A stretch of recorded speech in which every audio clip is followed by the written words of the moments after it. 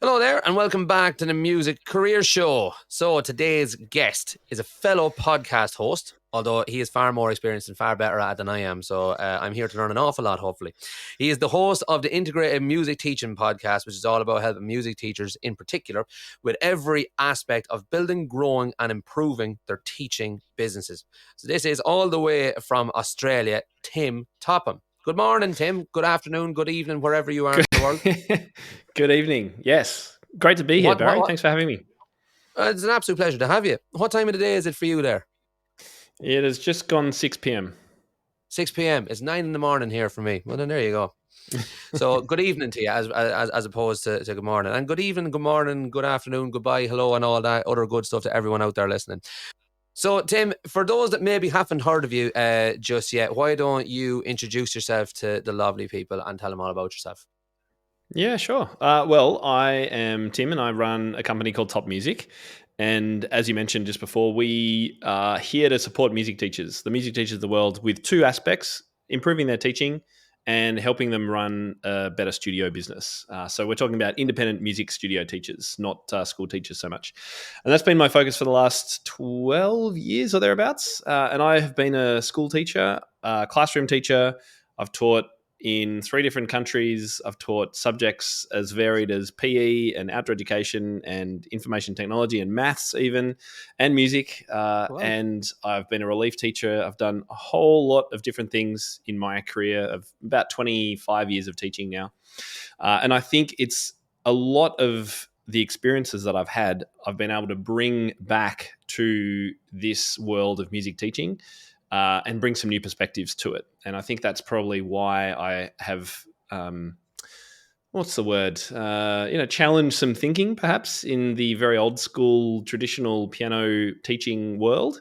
And we've brought a lot of change about, and we've encouraged a lot of other people to create more innovative, engaging, motivating experiences for students using creativity in their lessons. And that's the real focus that we've had for a number of years now. Love it. I absolutely love anyone that likes to fix broken models that people models that people don't even realize are broken, but like you're like not. So I love it. Innovative thinking, outside the box thinking, fantastic stuff. So before we get into all of that lovely stuff, why don't we reverse back a little bit and ask you, where did music all start for you? How did you get into music to begin with?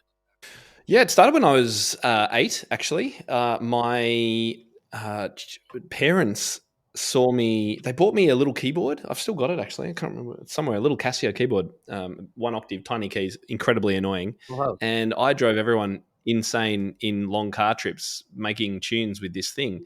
And my parents thought, maybe we get Tim piano lessons.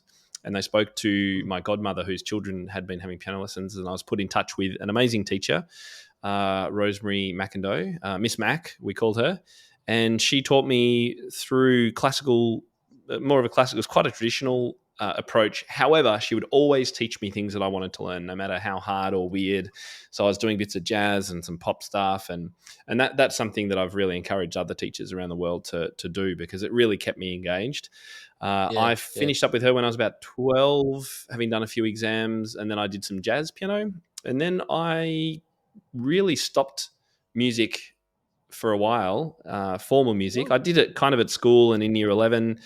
And then I did study music, but it was more audio engineering. It was a Bachelor of Music, but it was focusing on digital technology and composition and things like that. And after university, I really took a break from it. And I just played piano for fun, accompanied friends who sung, and just really took a back seat while I did a lot of my other teaching.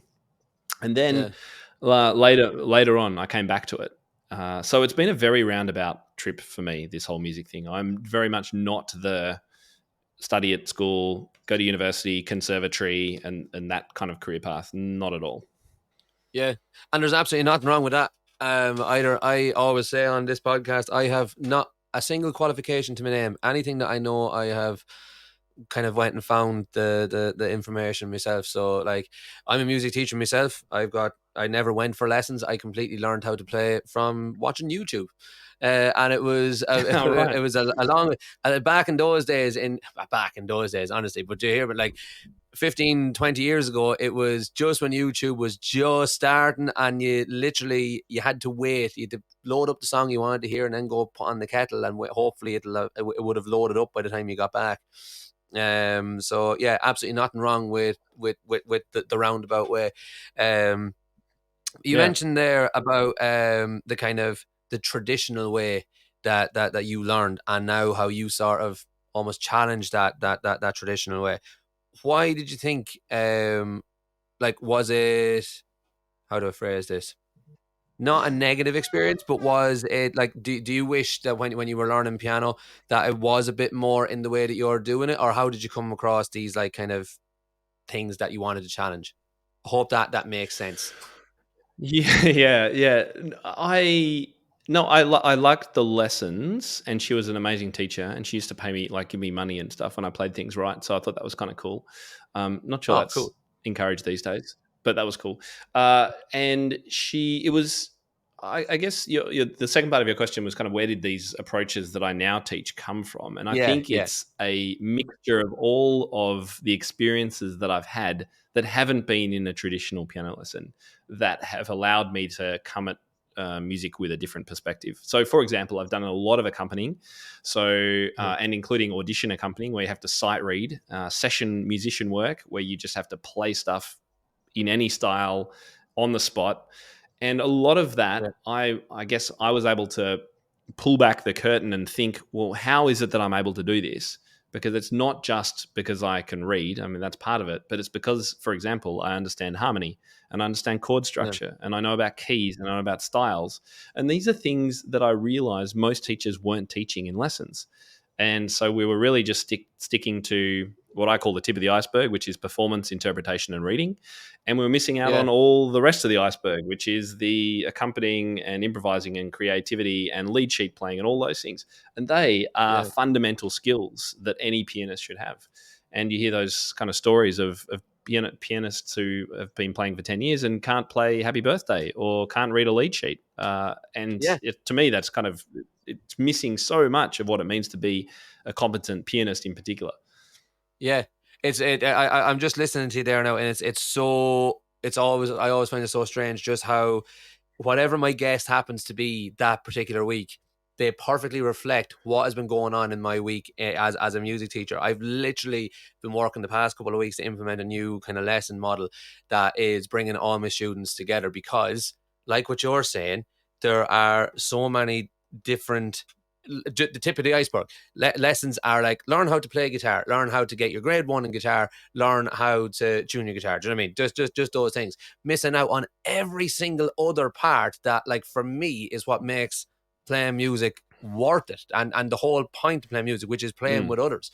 Like, do you know what I mean? Music is not a solo sport 9 times out of 10, and it only dawned on me a little while ago. I was like, well, why in the hell don't I just bring all my students together and they can like learn how to play in bands and learn how to play like literally the way that I learned how to play music. So it's really nice to hear someone in your position say What the exact same thing. Well, it's sort of the same thinking.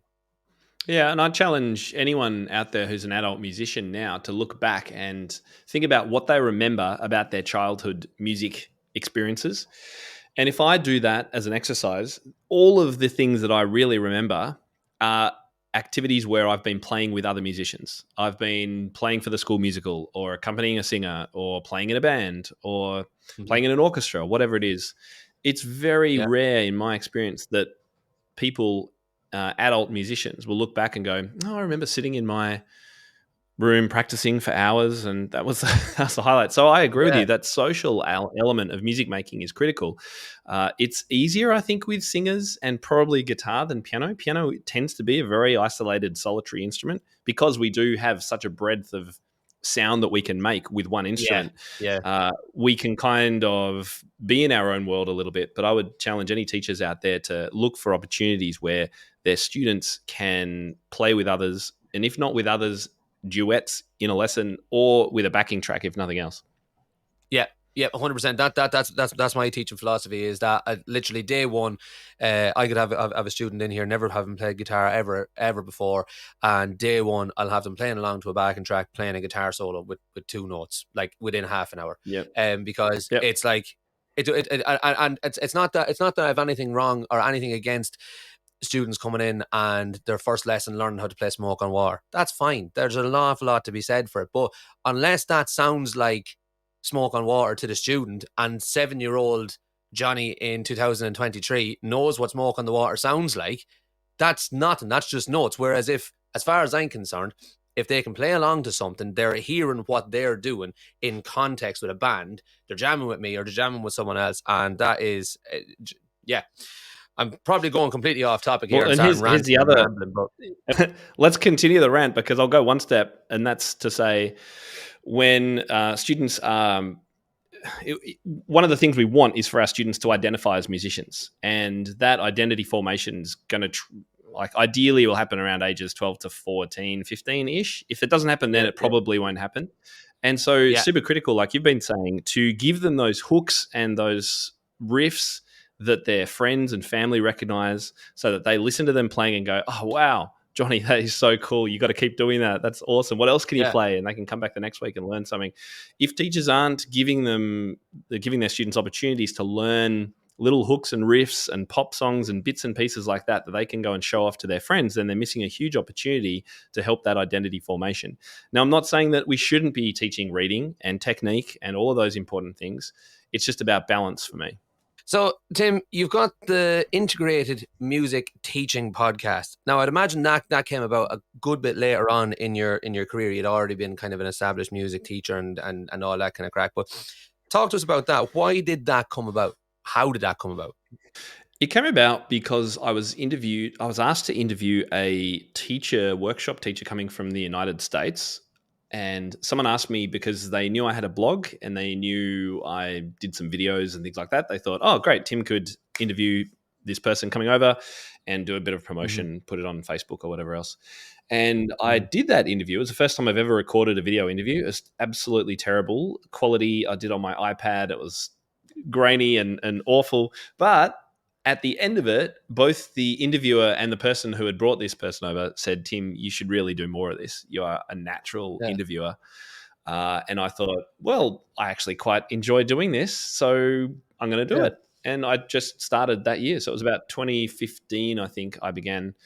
And it's had quite a few different iterations. It started as Tim Topham TV, and it was kind of live, more like videos and things. And then it became the Creative Piano Teaching Podcast, yeah. and then the Topcast, and now the Integrated Music Teaching Podcast. Cool. Very, very good.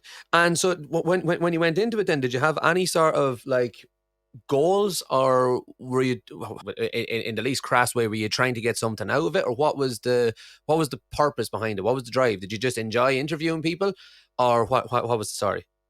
Yeah, I enjoyed interviewing people, and it was an easy form of content for me to create. I knew I would already had been blogging for 5 years, and I also and doing videos, but I also was listening to a lot of podcasts myself. There weren't many Uh, podcasts for music teachers back when I started. There may have been one, maybe. In fact, that was another reason I started, was because I was interviewed by one of the only other podcasters at the time for music teachers, and I thought that was a yeah, fun experience too. So it was a combination of those factors that brought me into it. But I didn't really think, oh, this is going to be huge or blow up. And in world terms, it hasn't, but it's certainly been popular for music teachers, and I've enjoyed very much mm, doing it. And it's great for meeting people. I love the connections that I can make, and inviting people on my show. I can invite people that I wouldn't otherwise easily connect with. And so, yeah, that yeah. also helps build your network, and I love networking. That's something that I really enjoy doing. I couldn't agree with you more. Ever since starting this podcast back in, when did I suppose, would have been nearly this time last year, I have met some people that I've looked up to for years, and it's just been an absolute Mm. joy. And same as you, I I, I I was I lucky enough love. to interview Jacob Collier was one of my interviewees. That was cool, and also John Schmidt from the Piano Guys. They were two sort of celeb interviews.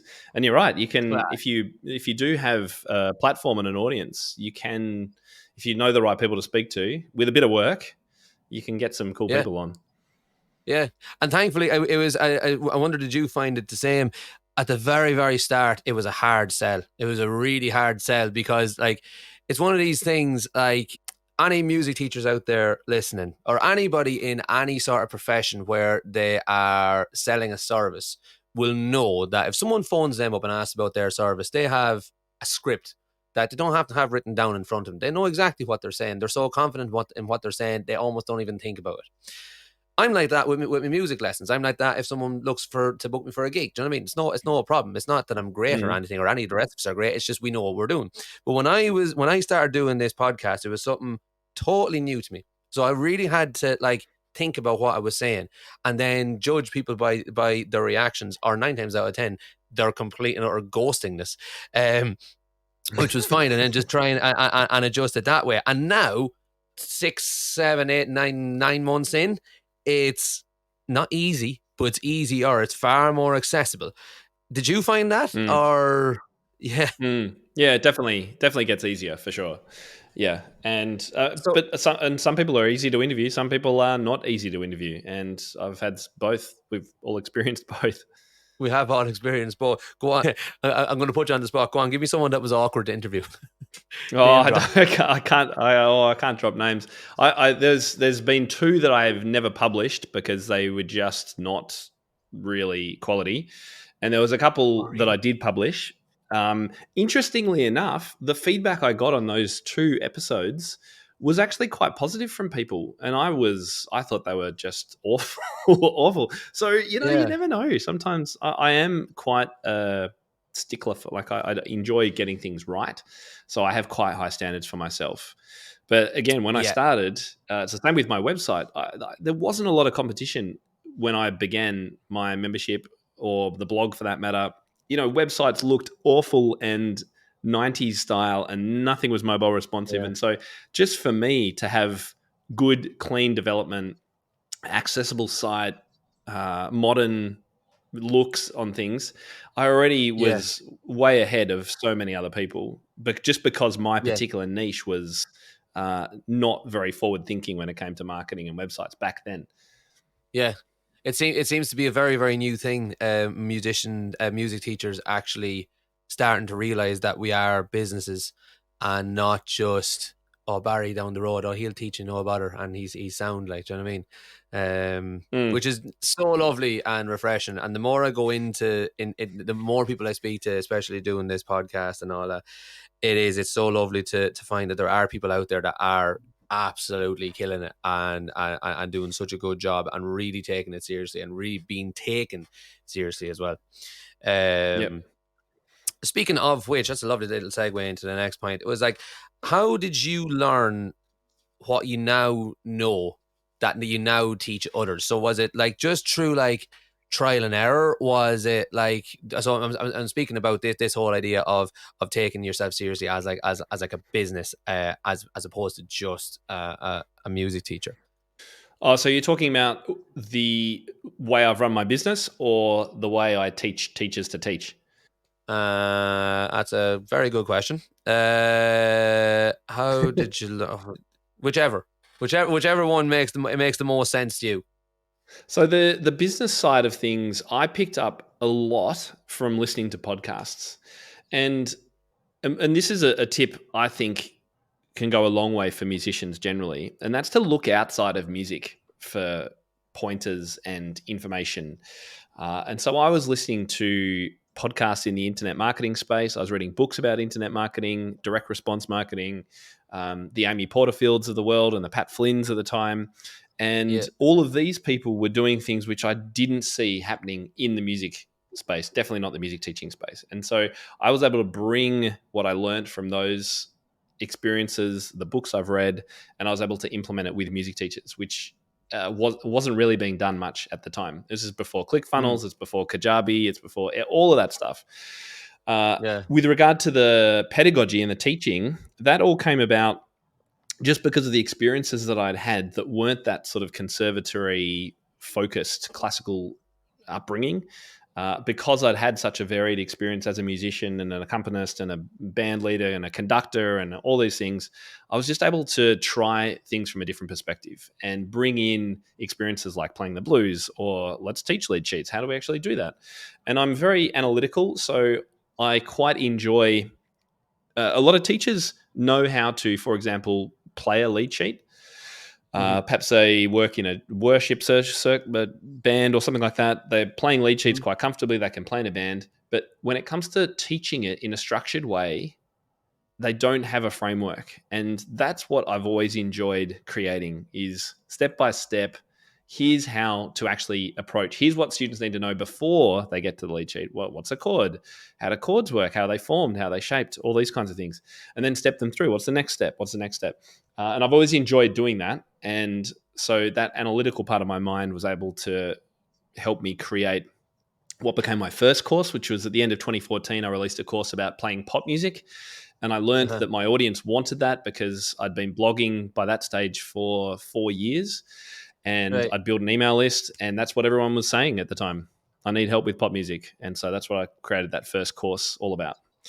Very And good. yeah, that was just bringing in all this experience that I'd had. Very good. It's yet again, you're sort of speaking directly to me because I'm in both of those things you said. Most of the things I know about business, I learned from podcasts and from books. In fact, the thing that the most important audiobook I've ever listened to is How to Win Friends and Influence People by Dale Carnegie. And that honestly Oh, changed my yeah. life. I actually, I bought it as Christmas presents for a couple of my mates, and then they were like, the fuck you saying? Like, so I was like, no, no, no, no, no. I mean it in the nicest way possible. So I obviously didn't learn a single thing from that book, but anyway, but yeah, and then to which you're so right is that you people don't apply these like really simple like kind of life values and like business values and all that kind of stuff to music teaching because they just don't see it as the same thing. But what Mm. was I going to say there? In that you're saying like so learning lead sheets, right? This is where I'm going with this. Bear with me. When you're saying about learning lead sheets, and it's all like it's all well and good. There's the sheet. Go and play it. Okay, no bother. But what is the very very first step? So I'm Barry now, and I need to get to know how to play that sheet. What is step one? That's a huge big list of homework for me to do. What is a huge big thing for me to aim for? But what is like literally step one in from where I am now to where I'm going to get to be able to play that lead sheet? And that was one of the things I always found about these business books and these business podcasts and stuff like that is that the information that they give you and the kind of the goals that they set you are absolutely priceless and like fantastic. But an awful lot of them, in my opinion, seem to neglect that very, very first step. As in, like, literally Mm. things along the lines of, right, today your first step is go and set up MailChimp and start building an email list. Okay, but what's step one of Yeah. that? Yeah. What's like, do you know what I Yeah. mean? Like, how do like Mhm. what is MailChimp? Why MailChimp? Why not MailerLite or ClickFunnels, like you say, or something like that? So it's lovely to hear that you're thinking that way and you've been thinking that way for well, obviously, however long you've been thinking that way. Yeah. So yeah, it's really nice to know that there is actually people out there that are thinking, what is step one for poor little Barry that can't do anything without adult supervision. Yeah. Um, in the same sort of vein, then there must have been some sort of like so back in 2014 online courses. So this online course in pop music, was that for musicians or for music teachers?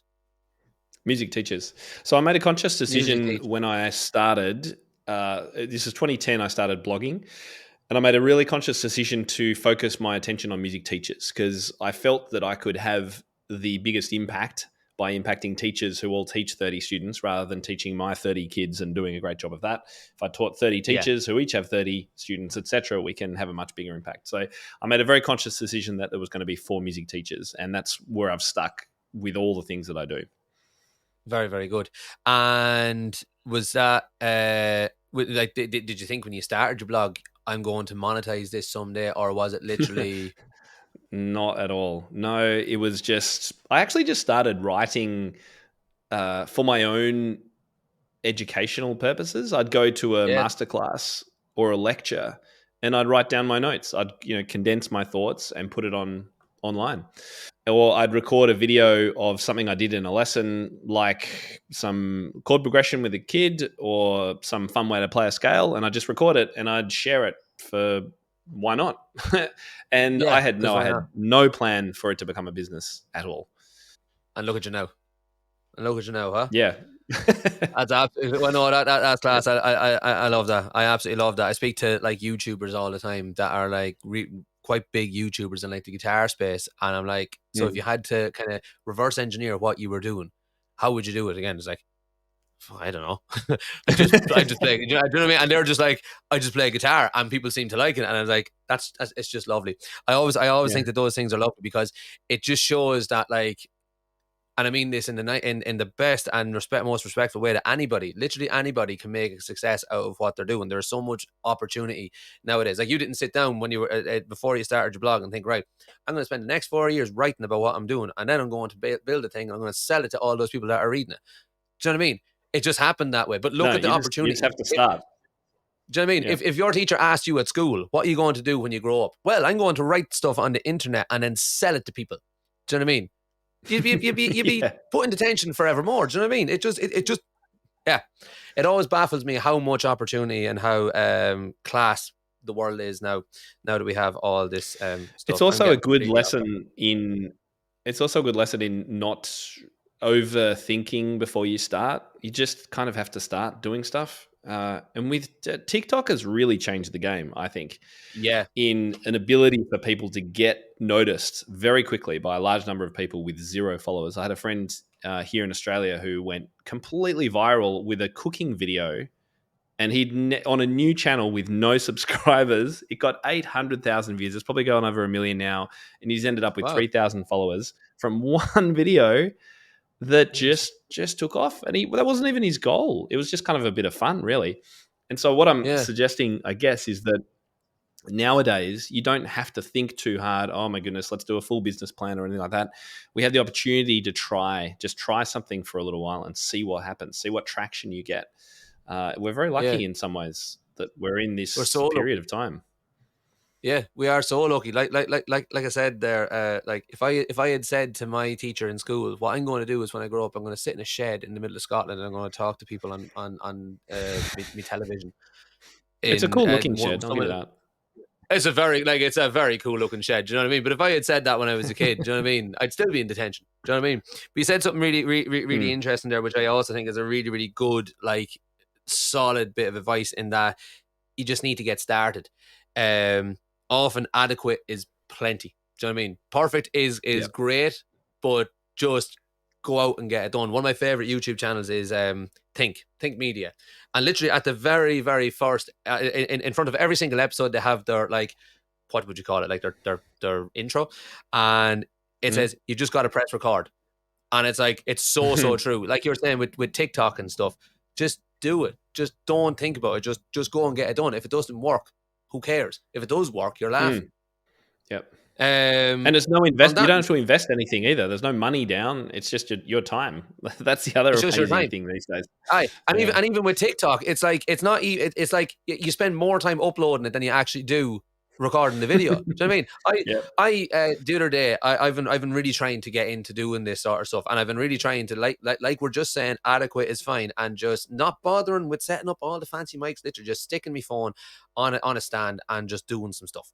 And I for the first time in my life, I learned the solo of Rock You Like a Hurricane by the Scorpions. I've wanted to learn that my whole life, and I never bothered to, well, it's not never bothered, I just never got around to learning it.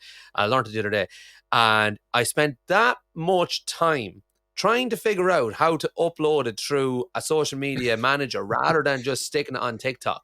Like the video itself is about 30 seconds, if that. And I spent about half an hour trying to work around it because it was like, oh, it's too big, or it's. I was like, so yeah, so just do it. Stop arsing around with it Yeah. and just get it done. That's it. Um, in the same sort of vein, then, Tim, have you got any sort of golden nuggets of advice for any sort of maybe struggling music teachers, music businesses, musicians in general? They might not even be struggling; they might just be sort of stuck in a rut, not sure what the next step would be for them. Yeah, I had a period. I was talking to another music teacher about this actually.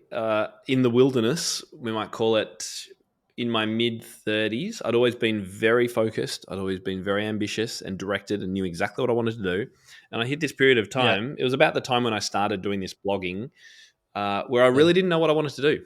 And it felt really unsure. And I just want to let people know that that's really normal. It happens and it's okay.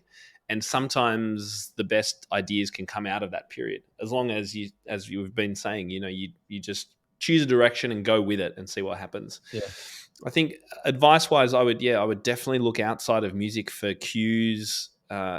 People don't, we don't need, it's hard being a performing musician because we don't really need any more performances of music that's out there, and writing your own music and getting it noticed is really hard as well. So hmm, you're kind of stuck in so many ways. In the past you could have done another recording of a Beethoven sonata or symphony and it could have done quite well, but we don't need any more of that.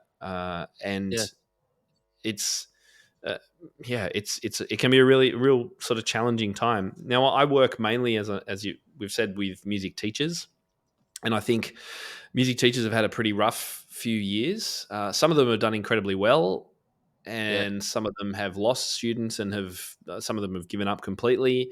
And times can be really tough. So one of my tips, I guess, for teachers would be to work out what it is that you do that's different. How do you differentiate yourself from other teachers? Are you just Barry down the road who teaches guitar, or are you Barry, the teenage rock and roll guitarist specialist who will get your kid up on a stage within a year of learning, or whatever the thing it is? For me, it was yeah, taking on transfer students who wanted to not do exams. I guess and that was the thing that I really loved.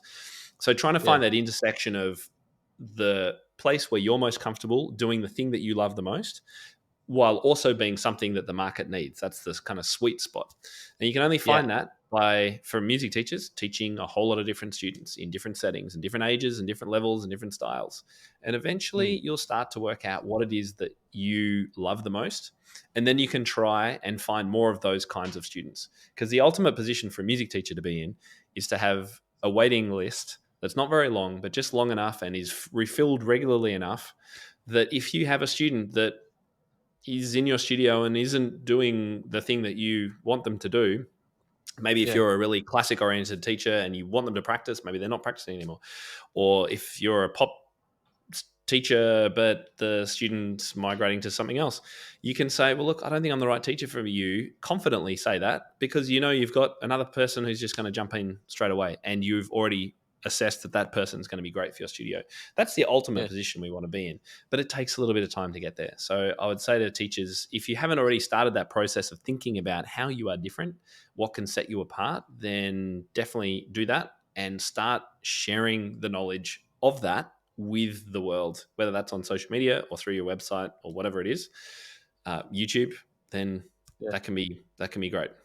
Do you think I think that's fantastic advice, absolutely fantastic advice, and yet again, you've literally just mirrored my week. It's really weird how that works. You know what I mean? It's every single guest I have on. It's like whatever I'm going through that week or whatever I'm doing that week. It just seems to the universe just brings us together at the right time. It's all fantastic. I don't know how you make that work. Uh, yeah, but what I was going to say was, do you think that it is, say if there's a music teacher out there and they've just been doing their thing, they're trotting along, happy out, no bother. They've got a waiting list on a notepad, and it works for them. And they've no real interest in becoming a YouTube superstar. This is in their mind. This is what they're thinking. They've no interest in becoming a YouTube superstar. And I don't really need a website, but sure, all my students know who I am anyway. Do you think that's, for lack of a better term, good enough in this day and age? Or what would your thoughts be on that? I don't think anyone needs to do any social media things that they're not comfortable with. You have to be Mm-hmm. passionate if you want to make a go of YouTube or podcasting or any of the different content platforms that you could build. But what I would say is that even if you're comfortable and you have a wait list, you never know when things will change. And when suddenly you'll lose 5 students unexpectedly and you've only got 15 and now you've got 10 and now that's actually going to affect your income and now you've got no wait list or whatever it is. Things always change. And marketing is one of those things that you should always be doing, even when you feel like you don't need to. I mean, I can't believe that McDonald's and Coke, they still advertise. I mean, It's funny, isn't it? are people ever going to stop going to McDonald's if they stop advertising? Probably not. I think people will always go, but they keep Yeah, advertising. They keep releasing new things. They keep telling us about new products. Coke keeps bringing out new bottles or new mixes or whatever it is, and then yeah, sometimes retracting those new mixes and going back to the old ones. If yeah. those companies are doing it, then we should be doing the same thing. So I would just say, be cautious, I guess. If you're a hobbyist, though, like if teaching isn't your main income source, then you can probably afford to be a little bit more flexible. If you get a lot of income from performing or gigging or accompanying or session musician work, then that's fantastic. It really will depend on everybody. But yeah, I guess the takeaway is things can change. Things can change. Yeah, I like it. Do you know that's the best argument I've ever heard for that. Like people are still going to buy Big Macs and Coke regardless of all the new things that McDonald's or Coke or whoever brings out. Do you know what I mean? Yeah, that's Yeah. that perfectly summarized it in words that everybody can understand. Do you know what I mean? Everybody can understand that. That's fantastic. In the same sort of light, that's not even a thing. In the same sort of vein, there, Jesus Christ. So sorry, I hay just like, fever I has was me just going to say, I absolutely love it how you guys say fantastic. That's fantastic. fantastic. I Well, really like that. Yeah. that's it's a very I've got a very broad Midlands accent from County Offaly in right in the middle of Ireland, and we tend to add on about 7 or 8 extra A's to anything that Yes, has yeah, an A yeah, I in it. can hear So, it. so like Yeah, it's fantastic, great. Yeah. fantastic. Do you know what I mean? I love it. To be fair, I love it because I live in Scotland, so I'm exotic here. It's great. Yeah. But yeah, what I was going to say there was you've got a checklist for us music teachers, Tim. Yeah, we created about, what was it, last year, maybe 6 months ago. I teamed up with Carly Walton, who's another well-known Oh, teacher in the piano teaching space. I know She it very runs well. a site. Oh, do you? Great. Yeah, yeah. She talks and Not really helps. personally. She works a lot with teachers teaching online, so she was a huge resource during the pandemic for teachers. Anyway, she's Yeah, fantastic, and we teamed up to create fantastic. this resource, which is called a Find Students Fast checklist. So it's completely free, and it pretty much, the goal of it was to show teachers, what are the easy, low hanging fruit type things that you can pick to get 3 new students in your studio in a month, and trying to get teachers also to not think, oh, do I have to do Facebook ads? Because no, you don't, and you shouldn't. Definitely not first up. There are so many things you can do in your local community, and networking and little joint ventures and partnerships, and just going through your own networks and things that should come first. So we put them all in a Yeah, checklist. It's completely free, and it's over on our website, topmusic.co/fast. Nice and easy. very, very easy. I'll make sure that there's a link to that in the description of this episode. So if you are a Thank music you. teacher out there, like all the rest of us, that could do with an extra 3 or 4 students, and you kind of just sort of you've got enough on, you can't be arsed thinking about Facebook ads, like Tim says, you shouldn't really, and you're looking for that low hanging fruit. There is the low hanging fruit. You're welcome. So Tim, you've got your membership, Top Music Pro, all about helping music teachers all around the world improve and help or improve and grow their music teaching studio and business. What's that all about? Tell us all about that. Well, thank you for mentioning it. This has No been my problem. pride and joy. I've worked tirelessly on this. We had our 6th birthday this year, I think it was. So after I created that initial course in 2014, Mm-hmm. I went and asked everybody who'd taken the course, what's next? What should I be helping you with? What I found I was getting was lots of email questions were coming at me, and I was responding to them and trying to support the teachers. And I thought, Mm. there has to be a better way to do this. And so I thought, wouldn't it be great if we could share these questions and responses so more people could learn from them? And at the time, I was listening to as I said before, listening to lots of podcasts and reading books, and people were talking about Yeah, memberships. And I thought, why don't I give that a go? It sounds like a kind of cool idea. I like building communities. I like getting people together. I like networking. Why don't yeah, I put this course in a community and have the opportunity for teachers to ask questions and learn from each other and help each other? And so that was the genesis of Top Music Pro. It was called the Inner Circle at first, and it launched in March 2016. And going strong today as Top Music Pro. We launched a guitar sort of subset of content, about 2 years ago, and we're looking to also do the same for voice and other Brilliant. instruments in the near future. And yeah, we have a huge course library. We've got over 50 courses, online training courses from everything from the marketing side to business to teaching, pedagogy, and courses about group teaching or teaching lead sheets, for example, or how to Yeah, teach yeah, yeah. chords, things like that. And we also we have how to teach videos, discounts, lots of great resources. Really, we try and be a one-stop shop for helping teachers feel less isolated, have more Yeah. confidence. And in fact, we are just launching a certification program for music teachers, which I'm super excited about. Been a year's worth of work and something I've wanted to do Yeah. ever since 2010, really. And so Yeah. that's just starting this year, which is really cool. So, yeah, welcome anyone to check out what we do. And yeah, my blog is topmusic.co, and there's lots of resources and articles and free stuff that we give away. Amazing. I'm really interested in that certification. So what does that certify you in? Like that's an actual paper qualification that you can gain from doing your course. Yeah, yeah. So it's a Fantastic. 12-week cohort based certification. So Mhm. at the end of it, teachers will be, if they pass, and it's a really, we've just tried to create something that's modern, engaging, relevant. A lot of the certifications that come from other organizations, music teacher organizations, exam boards and things, they sort of say, here are the things you need to demonstrate and off you go. Great. Mm. Good luck. And Yeah. we'll assess you at the end of it. And I just thought, and you have to, you might be a teacher of 8-year-old beginners and they just have a studio of under 10-year-old students. And in that certification, you have to like do business plans for how you teach adults and all this stuff that doesn't relate to you. So we've Yeah. created a certification that is cohort based. So we actually meet weekly over 12 weeks. We guide you through it. We give you all the resources so you don't have to go Yeah. searching for things. And we allow you in the portfolio to really choose, case study. If you are teaching adults, then choose the adult case study. If you're teaching preschoolers, choose the preschooler repertoire or case study, whatever it is. And Yeah. yeah, we're actually just starting our first cohort in July 2023, and we'll be going, and that's just with our members. So we're doing a pilot, which is very exciting, and then Yeah. we're launching it more publicly start of 2024. Fantastic. Well, I wish you all the best of luck with that. It sounds like Thank you. exactly like what I was saying. This is step one. This is literally step Right. one. Step before. Do you Yes. know what I mean? Like so, it's just again refreshing.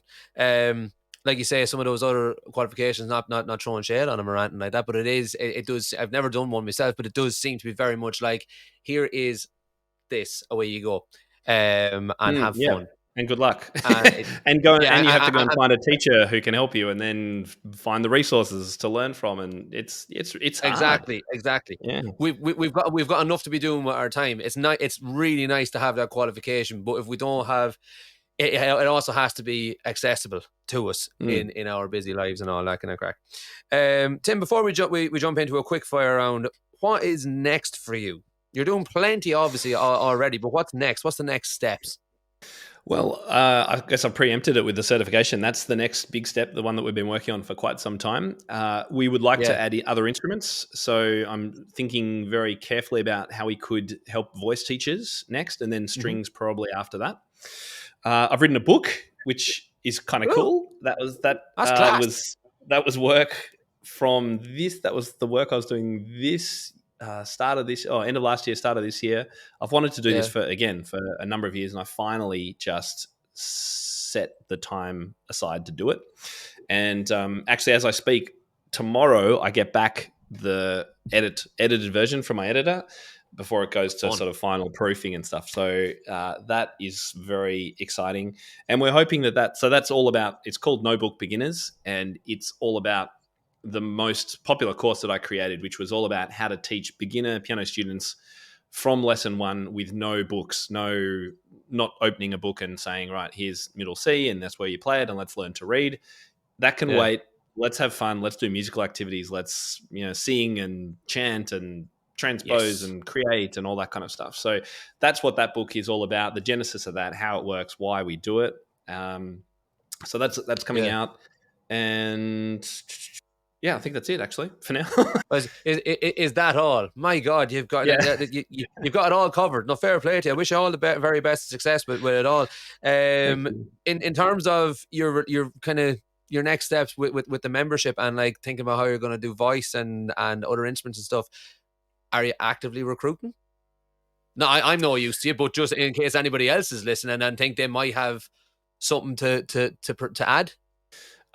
Yes. Well, not formally, but I'm always happy to have conversations with people. And we'd be looking at someone who is used to teaching teachers, has to have that Uh-huh, experience, have created courses or do YouTubes or whatever it is about teaching teachers, uh-huh. because it is different to teaching students.